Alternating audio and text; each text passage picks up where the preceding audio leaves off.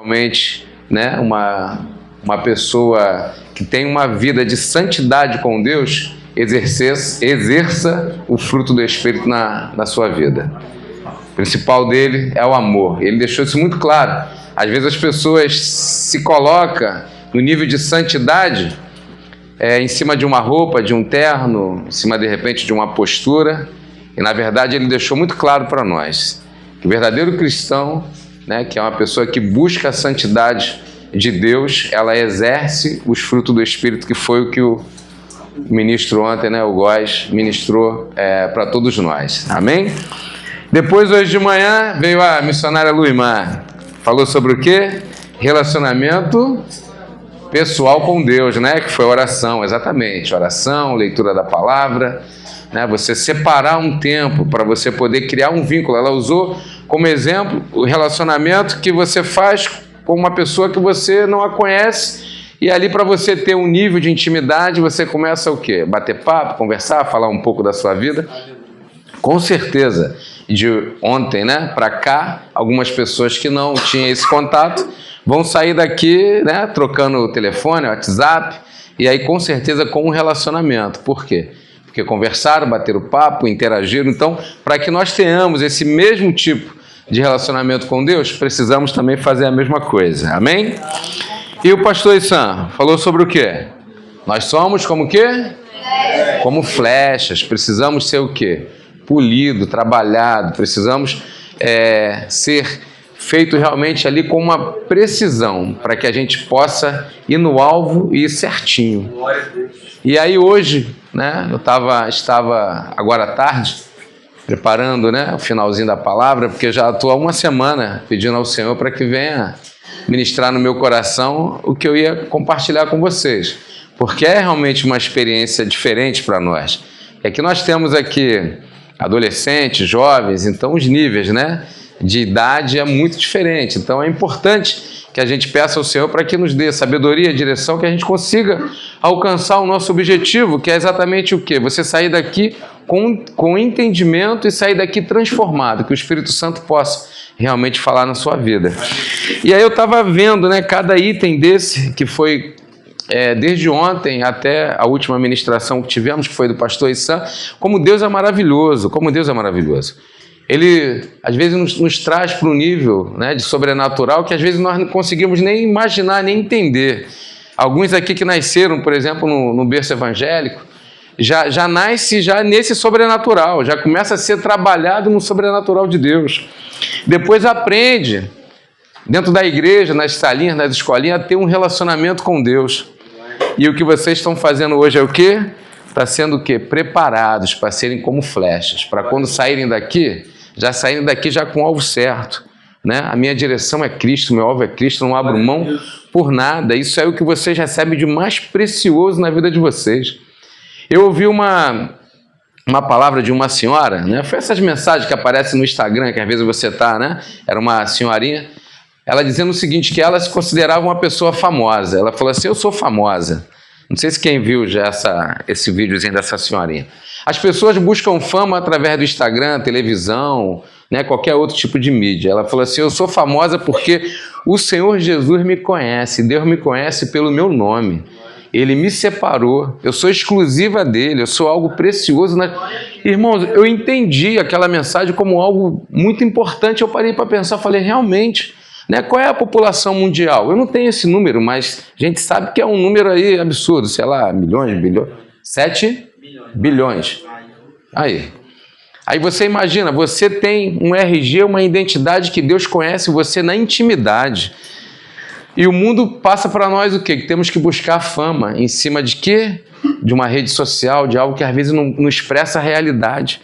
Às vezes aquilo ali serve para você como uma referência que, na verdade, você nem conhece a vida da pessoa, de repente é só um estereótipo que ela está colocando ali para poder ter visualização, mas o Senhor Jesus não, Ele te conhece com carinho, com amor, Ele te prepara. Por isso que você está aqui.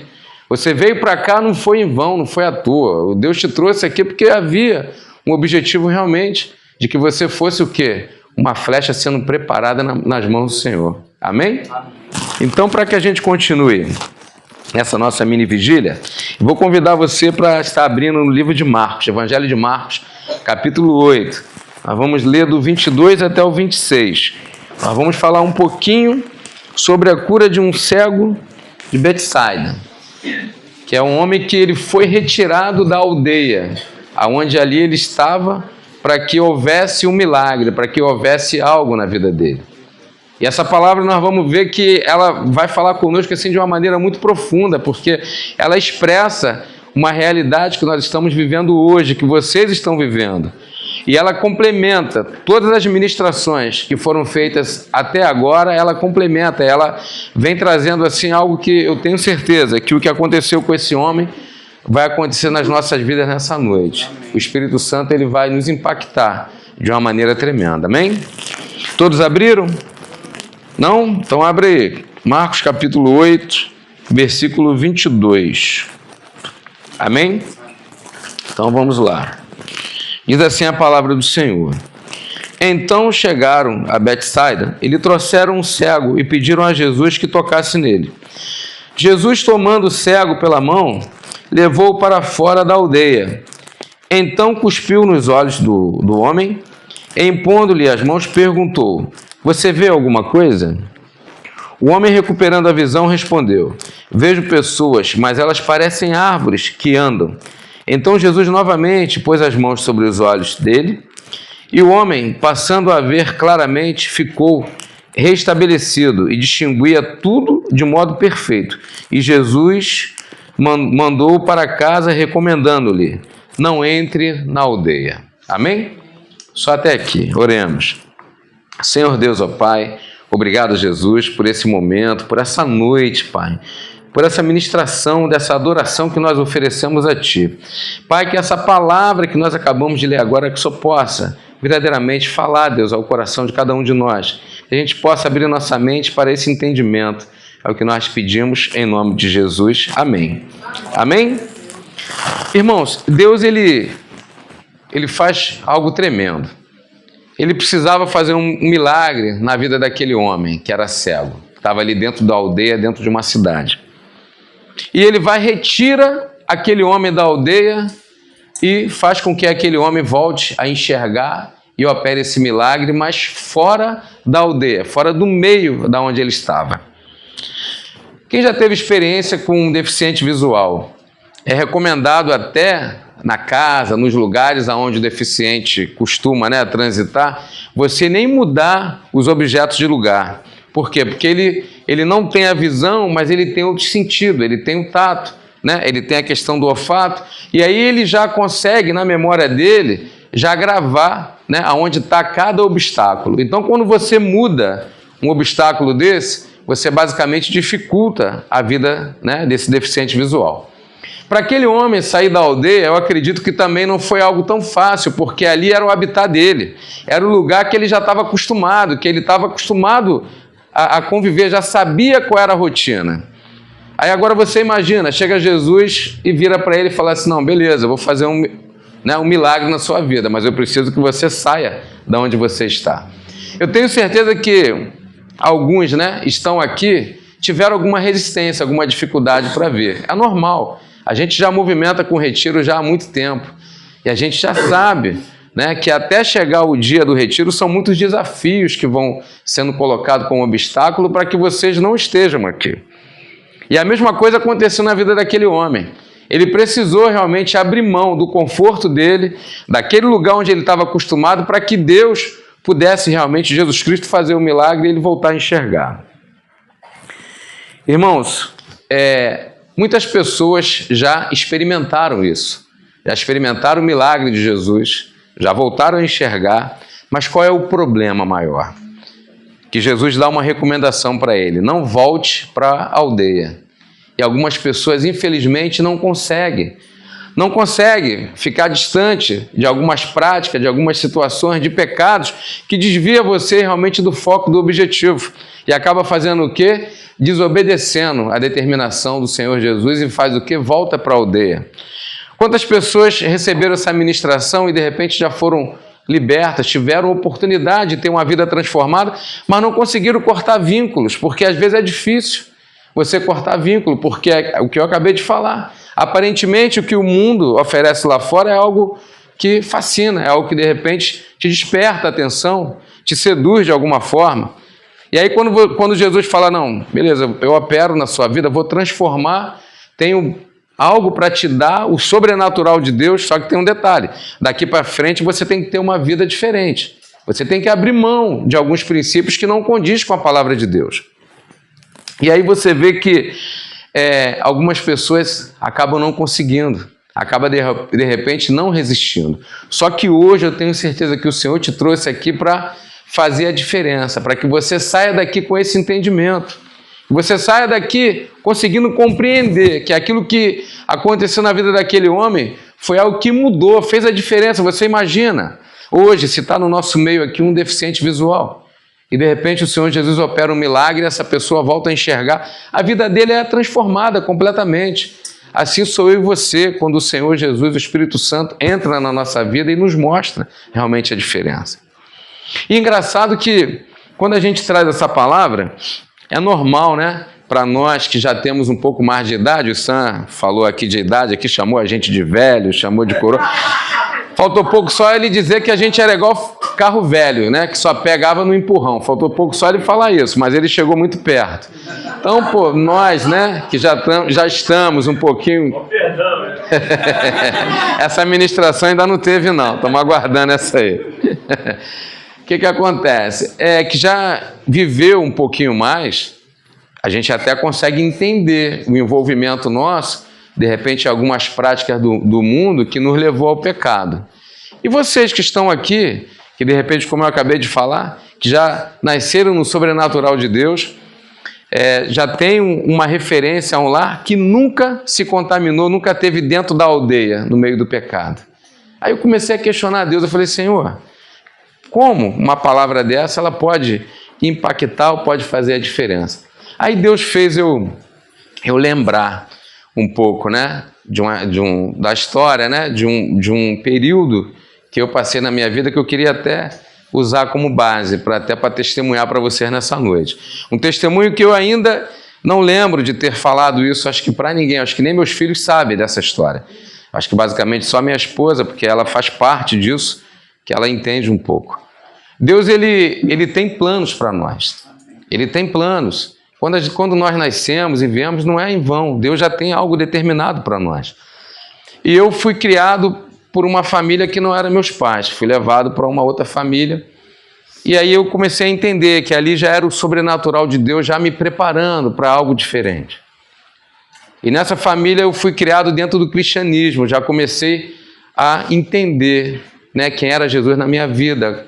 Já comecei a ter intimidade com Ele. Já comecei a me relacionar com Deus já desde pequeno, muito precoce. Não na igreja evangélica, mas através do catolicismo, o cristianismo já fazia parte da minha vida. E com a ministração, né, que nós tivemos hoje pela manhã, comecei a ter já o quê? Intimidade com Deus, já ter um relacionamento com Deus. Já conversava com Deus no meu particular, questionava algumas situações, né, porque... de repente numa família diferente, porque de repente algumas situações que eu não conseguia entender, e Deus ao mesmo tempo começou a me preparar também como flecha, porque aquela família é uma família que me deu uma base de educação muito boa, me preparou para o mundo. Eu muito novinho, com 14 anos, eu fui inserido dentro de uma unidade do Senai, onde que foi feito um convênio do Brasil com a Alemanha, que somente 30 alunos foi selecionado através de uma prova para poder ser preparado profissionalmente. E ali eu fiquei durante 3 anos. Foi a base que eu tenho hoje da minha profissão, foi essa base, com 14 anos. E até esse momento, a minha educação era uma educação muito presa, era muito limitada. Eu não tive uma infância solta, tanto é que eu não sei jogar bola, eu não tenho habilidade com pipa. O pessoal até fica me zoando, fala que fui criado com vó. Eu falo, fui mesmo, fui criado basicamente no sistema como, né, fosse mesmo de vó.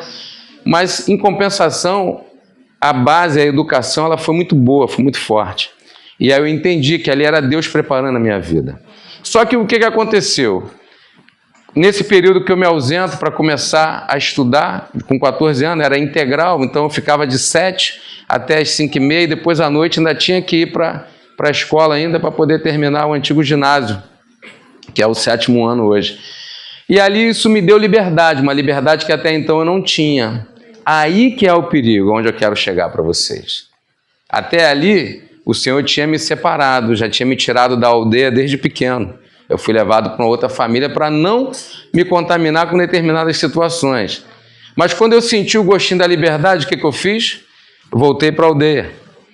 Havia uma família, né, minha, parentes meus, que morava numa comunidade, ainda moram até hoje, que faz parte do complexo do Chapadão, ali, próximo da Pedreira, ali no Rio, ali, parte de Barros Filho, ali, Costa Barro. E lá tinha tudo que o mundo pode te proporcionar. Era basicamente quase que 24 horas. Quem tem contato dentro de comunidade sabe que comunidade não para. Ali você tem tudo. Bebida, você tem baile, você tem festa, você tem droga, tem tudo que você possa imaginar. E aí, 2 amigos que eram casados com 2 primas minhas, criamos um relacionamento e ficamos ali os 3 durante 1 ano, vivendo dentro daquela comunidade. Coisa que eu nunca tinha tido experiência, coisa que eu nunca tinha tido contato, Deus já tinha me reservado, mas ali eu, pelas fascinações do mundo, eu quis entrar para a aldeia, que é onde eu estou querendo falar para vocês, que é o perigo, que vocês que são novinhos, vocês que são adolescentes, não pode deixar jamais com que isso venha fascinar vocês e venha tirar vocês do objetivo de Deus. Às vezes, contrariado, chateado por alguma coisa, com a família ou com uma outra situação, vocês acabam achando que aquele local, aquele lugar é o caminho e acaba te tirando completamente do objetivo e do propósito de Deus. Só que pela misericórdia de Deus, nesse período que eu fiquei lá, que foi dos 16 até os 17, eu conheci a missionária Luimar.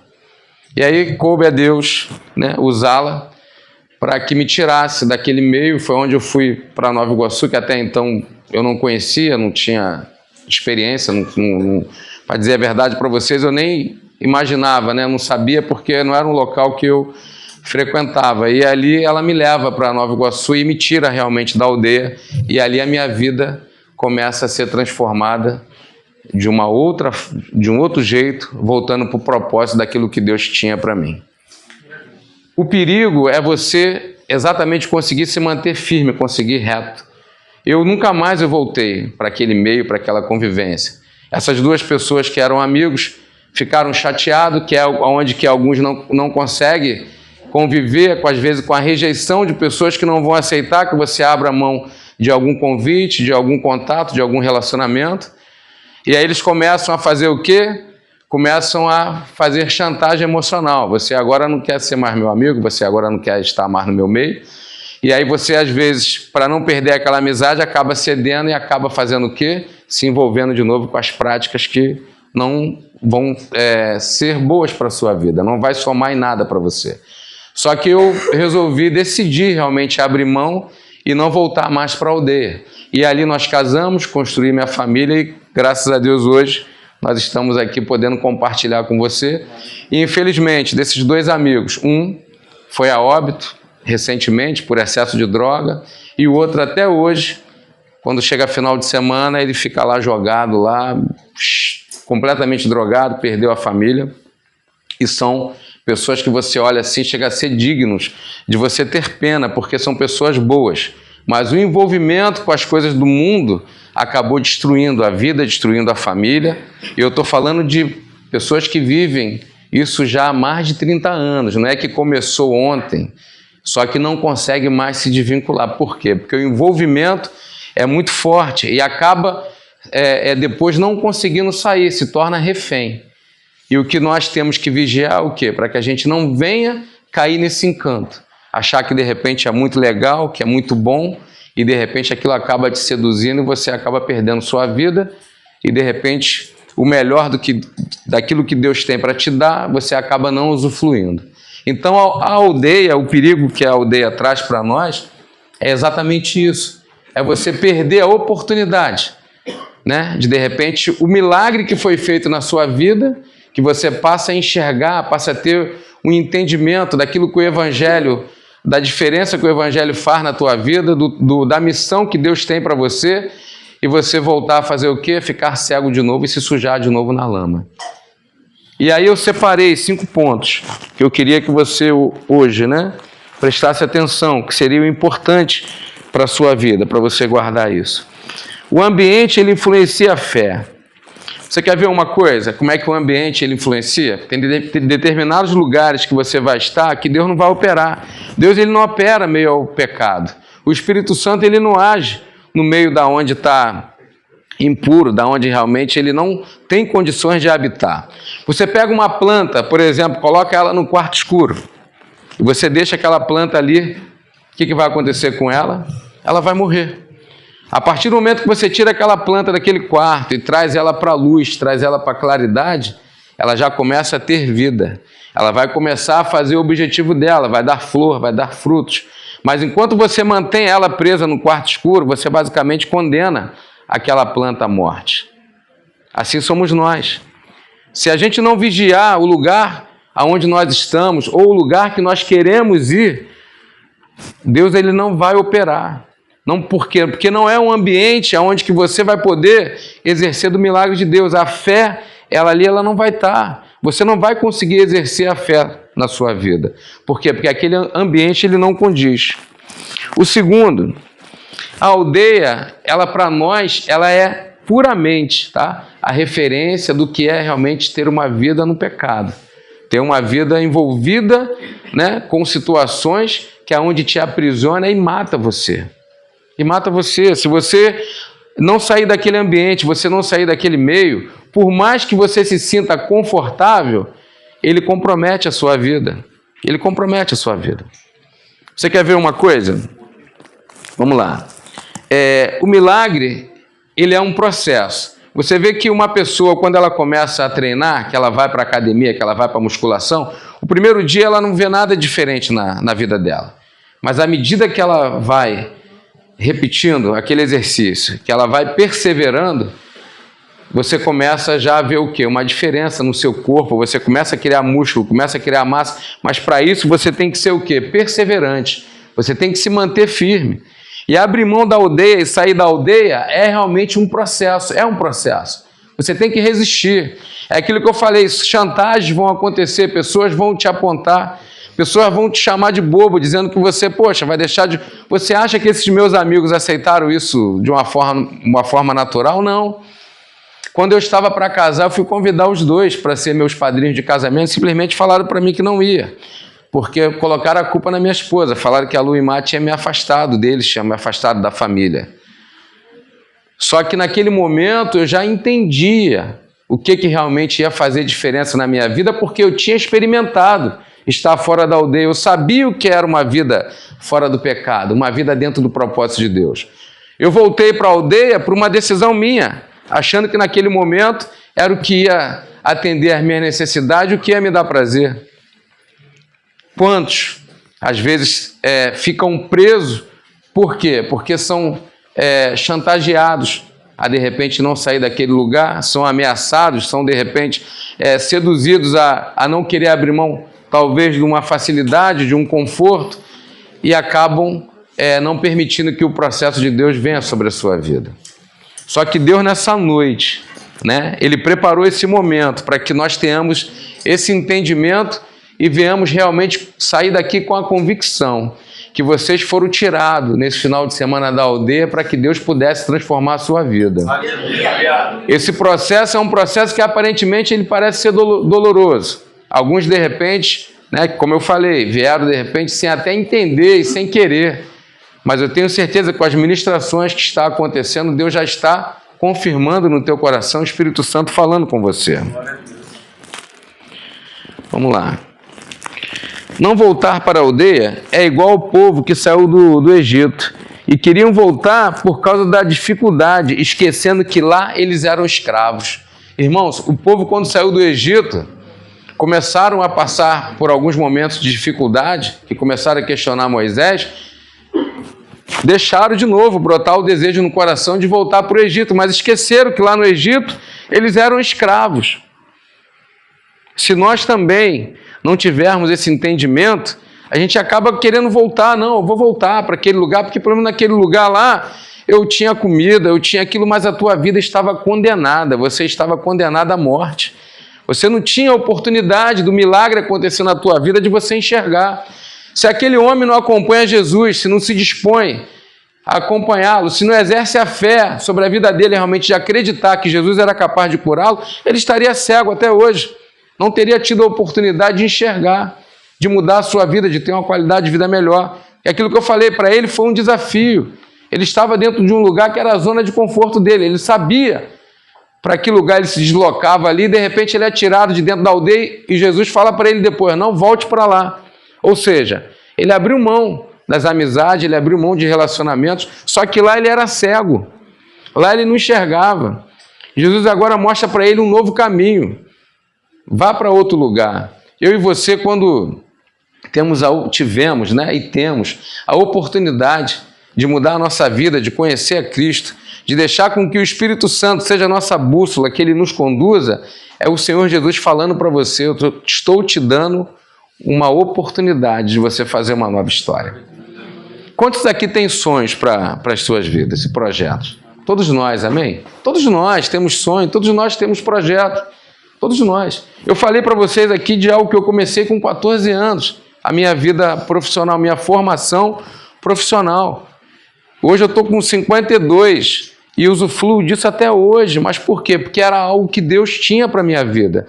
Só que se não fosse Deus colocar a missionária Luimar na minha vida, eu já tinha aberto mão de tudo. Eu já não estava mais indo com frequência, cumprindo as minhas obrigações. Por quê? Porque eu só queria ficar dentro da aldeia, porque dentro da aldeia estava prazeroso. Dentro da aldeia estava legal, estava bacana. Mas e hoje? Quem seria eu hoje? Ou talvez nem estaria aqui, como eu falei desse meu amigo, que não existe mais, que não está mais no nosso meio, ou outro, que está lá, perdeu a família, perdeu os filhos, fica sozinho dentro de casa, se drogando todo final de semana. É uma questão de decisão. Voltar para a aldeia é você que decide se você quer ou não. E para quem nunca esteve na aldeia, é uma decisão. Como o pastor Isam falou, aprender com quem já viveu e tem a experiência, ou querer aprender com seus próprios erros. O que está sendo colocado para vocês aqui, nesse retiro, é exatamente isso. Você acha que é fácil? Está ali minha filha, né? Eu estou falando isso para vocês aqui. Hoje, ela já tem uma maturidade que eu posso, de repente, abrir esse assunto. Mas durante muito tempo eu não abri, eu não conversei sobre isso. Mas Deus colocou no meu coração para que falasse com vocês. Por quê? Porque quantos aqui tem faixa de idade na média de 15 e 16 anos aí?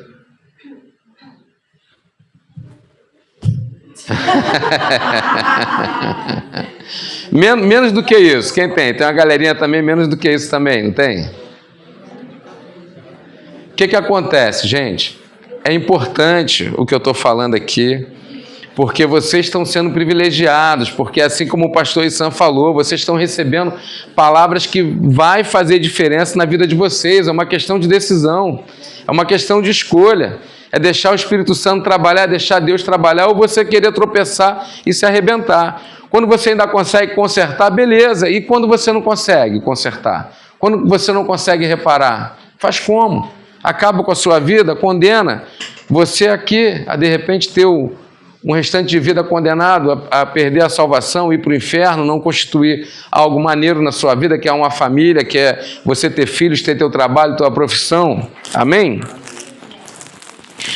Decidir seguir a Cristo quando alguém... Decidir seguir a Cristo, irmãos, como eu falei aqui, não voltar para a aldeia, é como você queimar uma ponte atrás de você. Você atravessou aquela ponte, bota fogo nela, esquece, para que você não tenha a tentação de ter que retornar. Se você deixa aquela ponte em pé, na primeira dificuldade você vai fazer igual o pessoal do Egito. Você vai querer voltar. Mas quando você passa pela ponte e coloca fogo nela, acabou. Você não tem mais como retornar. Você não tem mais como voltar. Assim é a decisão quando nós tomamos, quando nós queremos realmente uma mudança, seguir o Evangelho do Senhor Jesus. A gente tem que fazer que nem essa ponte. Atravessei por ela, tomei a decisão, então acabou. Para aquele lugar eu não volto mais. Amém? Repita comigo. Para a aldeia eu não volto mais. Para a aldeia eu não volto mais. E repete isso sempre na sua vida, porque a aldeia vai estar sempre lá tentando te fascinar. Mas é uma decisão, você falar, para aquele lugar eu não volto mais. Porque Deus te separou. Lembra da senhorinha que eu falei aqui? Você é alguém muito especial para Deus. Deus, ele te conhece na intimidade. Enquanto muitos aí estão se matando por fama, você não precisa disso, porque o Criador de tudo, o dono de tudo, separou você. Você é exclusivo para Deus. Se você tem a oportunidade, que nem foi ministrado aqui de manhã, de ter um relacionamento direto com Deus, quer algo mais exclusivo do que isso? Quer algo mais especial do que isso? Saber que o Espírito Santo habita dentro de você? Para quê?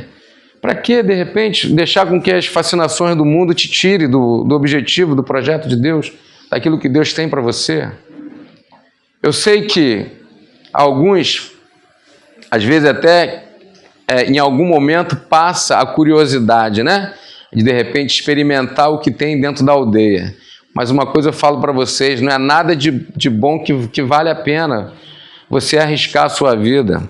Não tem nada de bom ali que de repente vai fazer diferença para você, vai te trazer mágoa, vai te trazer dores, vai te trazer frustrações, arrependimento. E aí? É uma questão de decisão. Eu queimo a ponte ou eu deixo a ponte? Nessa noite eu tenho certeza, né, que o que o Senhor vai fazer hoje aqui é botar fogo nessa ponte para que ninguém ao sair daqui volte para a aldeia, amém? Amém? Quem recebe aí, dá um glória a Deus aí mais forte que você puder, amém? Amém. Irmãos, é uma palavra tremenda, uma palavra que ela faz uma diferença enorme na sua vida. Por quê? Porque nós estamos falando de algo que é muito sério. Esse homem, ele passou a enxergar. E você vê que no começo ele estava enxergando um negócio meio turvo. Eu vejo homens como árvores. É idêntico quando nós começamos a nossa caminhada no Evangelho. Quando nós começamos a caminhada no Evangelho, algumas coisas ficam ainda não muito claras. Você fica com medo, fica com receio, fica sem saber como é que vai ser e agora, né? Como é que vai ser minha vida, como as pessoas de repente vão me receber. Será que eu vou ter que abrir mão de algumas situações que eu gosto? Irmãos, eu falo que o Evangelho para mim ele nunca foi peso, ele sempre me trouxe alegria.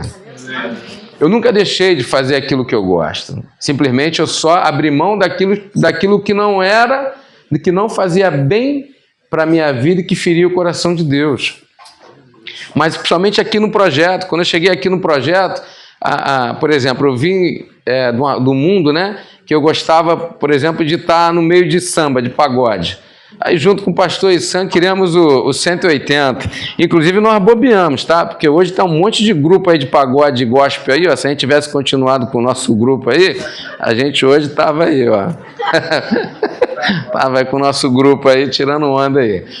Irmãos, e até hoje é prazeroso quando eu converso com algumas pessoas, porque a gente tem referência, eu mostro fotos nossas.